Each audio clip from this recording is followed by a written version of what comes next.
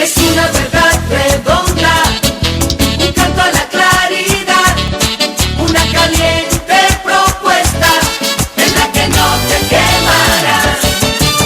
El sol de la mañana, el sol de la mañana, el sol de la mañana, el sol de la mañana. Sol 106.5. 6:59. Buenos días, dominicanos, dominicanas, ciudadanos y ciudadanas del mundo. Julio Martínez Pozo, los comentarios de los temas más importantes en el sol de la mañana. Buenos días a todo el equipo: Marilena Núñez, Víctor Gómez Casanova, Yolanda Martínez, Eury Cabral, José La Luz, Melton Pineda, Don Amaury Saibar, nuestros colegas de 5 a 7 de la mañana, Yuri Rodríguez, Humberto Paniagua, Andrés Martínez, Álvaro Camaño, Mario Díaz en los controles. Buenos días en Santiago de los Caballeros a Ramón Paulino, a Silate, la ciudad corazón, Manuel González Manegonte, nuestro catedrático del sector agropecuario, a Rafael Díaz, nuestro cronista deportivo, Helen Gil, nuestra productora, Sonia Patiño, nuestra coordinadora, Joa Bernal, y a todo el equipo de BTV Televisión. Buenos días a todos y a todas. A partir de este viernes, el gobierno pues ha iniciado una gran campaña para la eliminación de criaderos, de potenciales criaderos del mosquito que transmite el dengue. Esta campaña fue anunciada en el día de ayer por la ministra Altagracia Guzmán Marcelino, y entonces el viernes y el sábado todos los empleados públicos estarán vinculados a esta campaña. Partirán desde las gobernaciones con mensajes en dos sentidos. Primero, la eliminación de criaderos, y además una campaña de educación para que la gente tenga conciencia y de manera permanente esté actuando en la eliminación de estos criaderos. Ojalá que también las alcaldías hagan lo propio y se vinculen al gobierno central en esta gran jornada, y todas las entidades que puedan hacerlo, que lo hagan. Manuel Manegonte pues hacía la sugerencia tempranito de que todos pues dediquemos a diario, mientras esta situación se mantenga, no esté colocada bajo control, pues una campaña permanente de orientación y de educación para que la gente entienda que además de las acciones que pueda hacer el gobierno, no nada más efectivo que las que podamos hacer nosotros, que estamos en nuestras casas y en nuestros alrededores todos los días, y ahí podemos brindar una gran contribución. Yo sé que Sol 106.5, sé que Radio Cadena Comercial, todas las emisoras de los dos grupos que dirige pues que preside Antonio Espaillá, pues van a contribuir con esta campaña de orientación a la población, porque tenemos una situación de emergencia, una situación que solo podemos evitar que sea más grave de lo que ya es, pues sumándonos a esta campaña para eliminar criaderos y educar a la población para hacer lo propio. Son las 7:03. El sol de la mañana, el sol de la mañana, el sol de la mañana.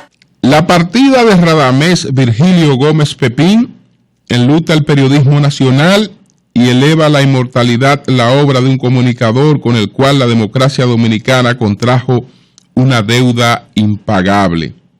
Hay muertes, destino final de todos los que venimos a la vida, que duelen mucho, porque marcan el paso de una página a otra en la vida de los pueblos.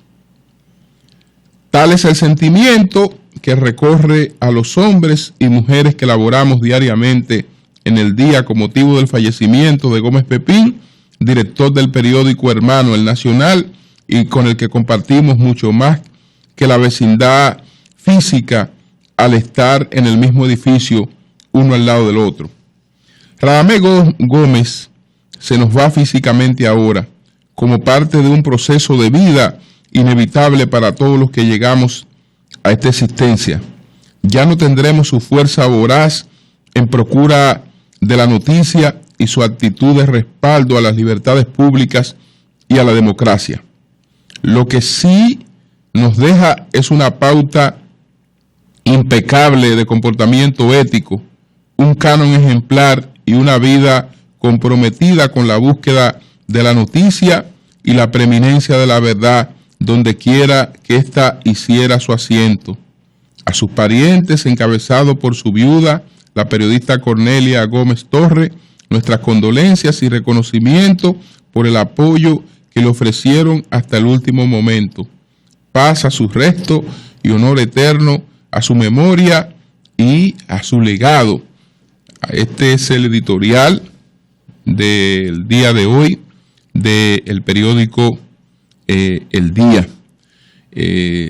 Doña Cornelia, quien tuvimos la oportunidad de abrazar anoche para expresar nuestra condolencia, a Radamés Gómez Sánchez, a todos los hijos de Radamés Gómez Pepín, a todos nuestros queridos colegas del periódico El Nacional, con lo que la mayoría de los cuales nos encontramos anoche en la funeraria Blandino, pues nuestra expresión de solidaridad.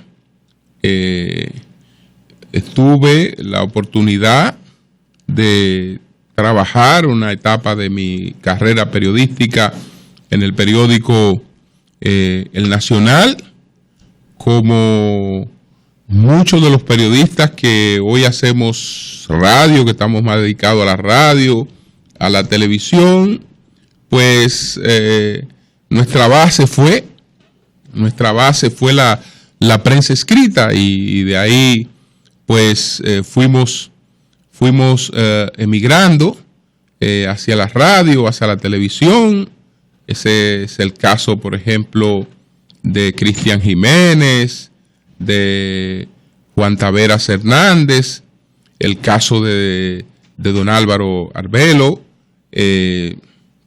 muchos casos que primero pues durante muchos años hicimos prensa escrita, y en el caso de lo que he citado, casi todos vinculados al periódico El Nacional por muchos años, y a don Radamés Gómez Pepín, el caso de Orión Mejía, que todavía pues comparte sus funciones ejecutivas en el Banco de Reservas con su trabajo en el periódico El Nacional, generaciones posteriores, como el caso de Geomar García, muchos casos que no quiero pues seguir mencionando porque se me quedan más que lo que pueda mencionar. Entonces, la columna Expulsaciones de don Radamés Gómez Pepín no era solo la columna del director del periódico, sino que esa columna constituyó una pauta para el comportamiento de los ejecutivos del periódico, de la gente que teníamos en el periódico El Nacional, otras funciones, y funciones desde las cuales debería quedar clara, muy clara, cuando usted estaba asumiendo sus posiciones que no eran necesariamente las posiciones del periódico.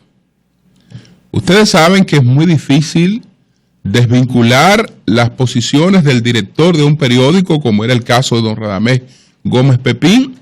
Las posiciones del periódico es muy difícil desvincularla de las posiciones de su director. En gran medida, la forma de pensar de su director, sus esquemas quedan reflejadas en la conducción que él le da al periódico. Pero don Radamés trató de que cuando quería fijar una posición, que podía ser una posición, comprometedora para el medio, que se estableciera claramente cuando estaba hablando él, que lo hacía a través de pulsaciones, y cuando hablaba el periódico. El periódico se expresa a través de sus páginas editoriales, que ya no solo consisten en un editorial, sino que los periódicos también traen comentarios que un poco más ligeros que los editoriales, pero bien condensados, que expresan líneas editoriales de los periódicos. Entonces, don Radamés quiso que una cosa fuera la línea editorial desde el periódico El Nacional y otra cosa las posiciones asumidas por él. Y por eso, entonces, cuando él quería expresarse, cuando él quería decir algunas cosas como Radamés Gómez Pepín, esas cosas se planteaban a través de pulsaciones. Y desde luego que eso fue, digamos, un camino que seguimos lo que estábamos bajo su dirección, bajo su orientación. Por esa razón, entonces, varios de nosotros teníamos columnas también en el periódico El Nacional, y creamos nuestras columnas en el periódico El Nacional, porque teníamos otras funciones. En mi caso, entre otras funciones, porque yo trabajé para los dos periódicos, trabajé para el periódico Hoy y para el periódico El Nacional. Yo ingresé como parte del equipo de investigación de los periódicos Hoy, El Nacional. Después llegué a ser el coordinador de ese equipo, y entonces con don Radamés pasé a tener funciones en el periódico El Nacional adicionales. Me incorporaron al cuerpo de editorialista del periódico, dirigí una revista que se creó semanal que se llamaba justamente Semana, y estaba, digamos, en la carrera periodística ya en un plano ejecutivo en la prensa, en los impresos.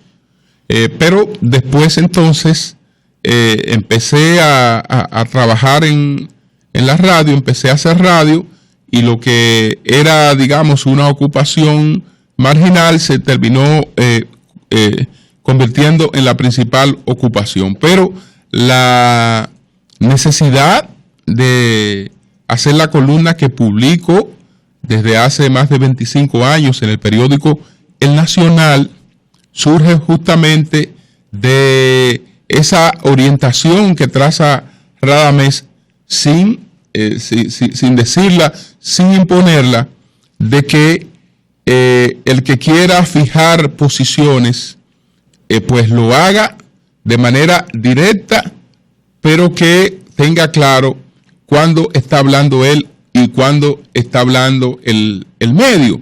Y entonces teníamos el cuidado de cuando se trataba de un editorial, sabemos que es el medio el que está hablando, que no son las posiciones que usted tenga necesariamente, y que cuando está hablando usted está fijando sus posiciones, aunque desde luego en ambos casos hay que tener siempre el mismo cuidado, sobre todo cuando se trata de algo que está escrito, que no está expuesto a la espontaneidad. La espontaneidad, un comentario como estos que uno hace a diario, tienen mucho de espontaneidad y tienen mucho de reflejo del estado de ánimo, etcétera, y entonces puede ser más frecuente que uno cometa errores, puede ser más frecuente que cuando uno escribe, que tiene tiempo de corregir lo que escribe, de repensar lo que escribe. Muchas veces uno dice unas cosas, pero cuando la ve escrita, entonces ya tienen otra connotación, y esa experiencia realmente sale de ahí. Con mucha razón, toda esta expresión entre los periodistas de duelo, porque Radamés Gómez Pepín era una persona muy querida por sus colegas, a pesar de su carácter, que tenía un carácter muy fuerte, pero todos los que le conocieron sabían lo que había detrás de ese carácter, que era siempre un gran ser humano.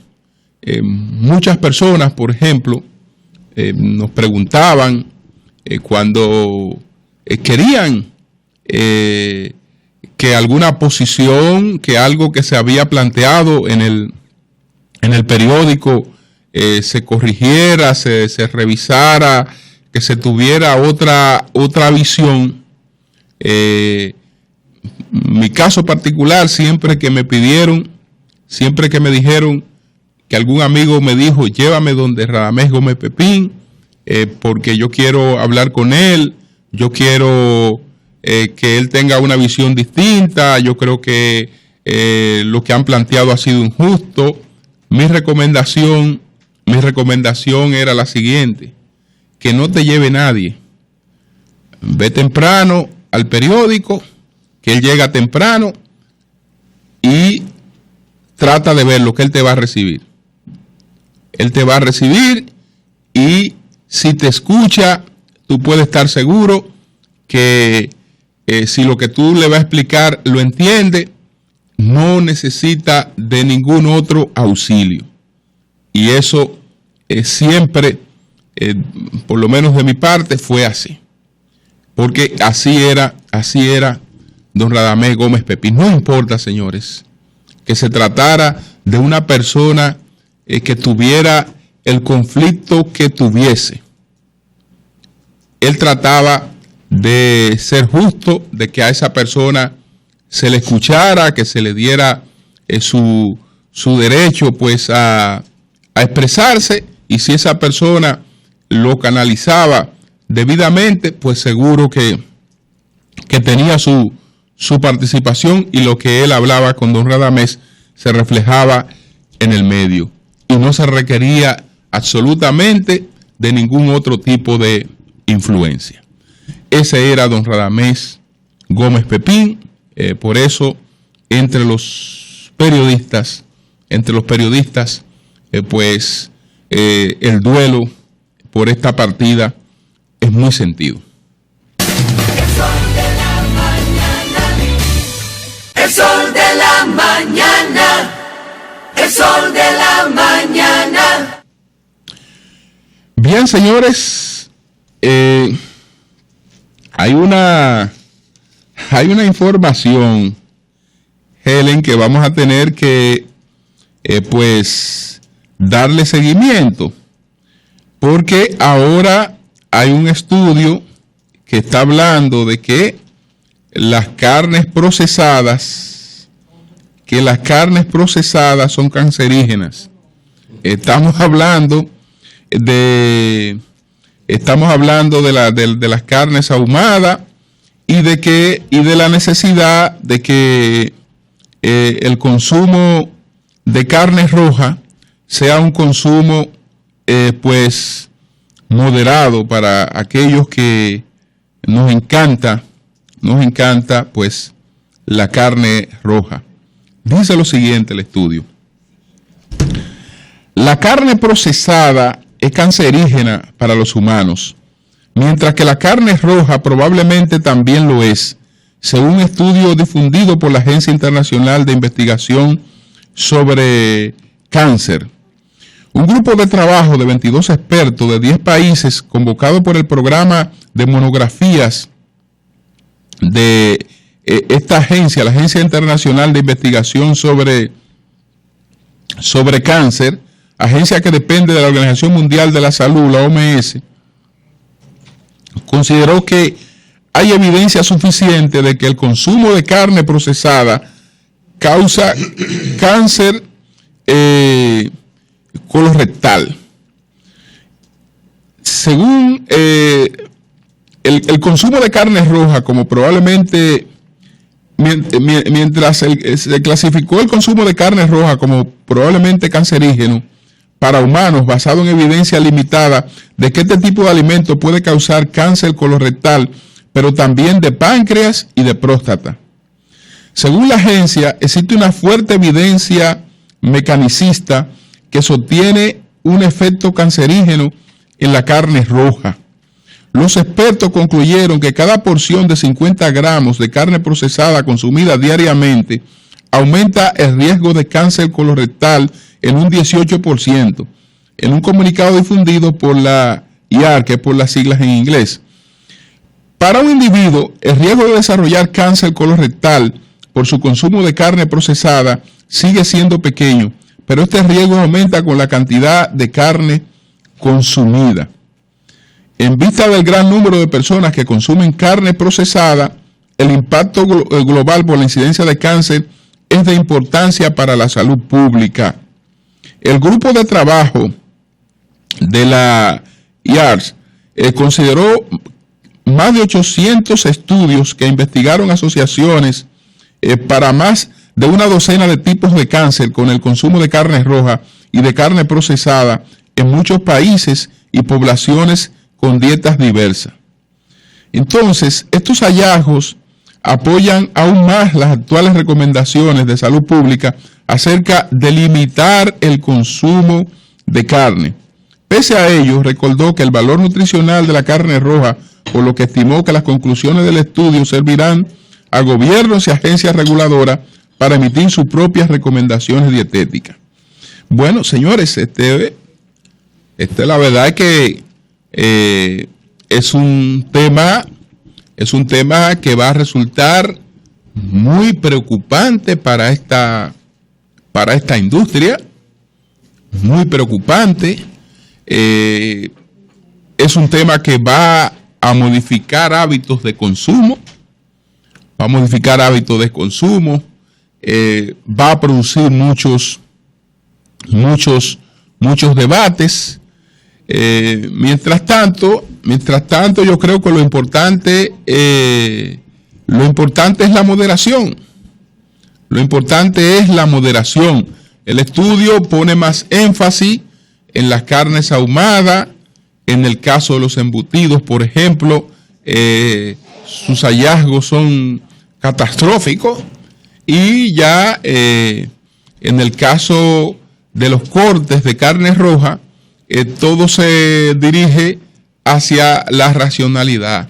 Así que en lo adelante, en el caso de este servidor, en vez de que el corte sea de 12 onzas, que me lo traigan de 8. Yo mientras tanto seguiré consumiendo mi carnita porque me encanta, pero ya... Buen día, un salmoncito. ¿O a ti no te gusta el salmón? Claro que sí. Un pescadito, algo. Claro que sí. Como tú dices. Claro que sí.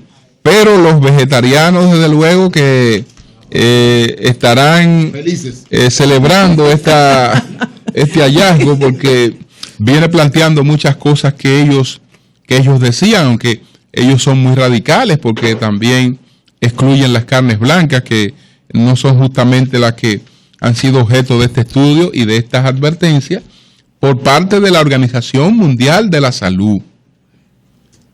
Es la Organización Mundial de la Salud la que está avalando este estudio. Esto no es una cosa particular, no es una investigación aislada de una universidad, sino que este estudio incluye muchos países y una secuencia de años para arribar a estas conclusiones. Entonces, habrá que ver qué plantean los expertos con relación a este tema. Son las 7:25 minutos. El sol de la mañana. El sol de la mañana.